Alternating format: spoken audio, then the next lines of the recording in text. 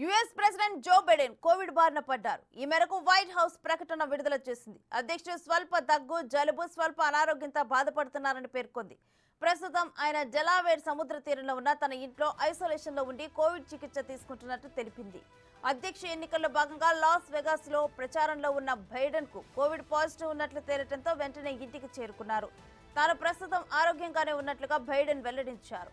ఇంటి నుంచే ఆయన బాధ్యతలు నిర్వహిస్తారని వైట్ హౌస్ తెలిపింది.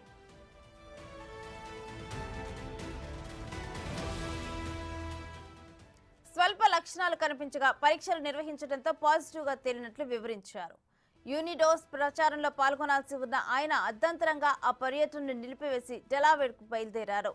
ఎయిర్ ఫోర్స్ 1లోకి ఎక్కేటప్పుడు బైడెన్ మాస్క్ ధరించలేదు. తనకు తీవ్ర అనారోగ్య సమస్యలు తలెత్తితే అధ్యక్ష పని నుంచి వైదొలగటంపై ఆలోచిస్తానని బైడెన్ ఇటీవలే ప్రకటించారు. అలా చెప్పిన కొన్ని గంటల్లోనే ఆయన అనారోగ్యానికి గురికావటం ఇప్పుడు చర్చనీయాంశంగా మారింది. ఇటీవల కొన్ని సందర్భాల్లో ఆయన వ్యవహార శైలిపైన సోషల్ మీడియాలో పెద్ద ఎత్తున ట్రోల్స్ వస్తున్నాయి.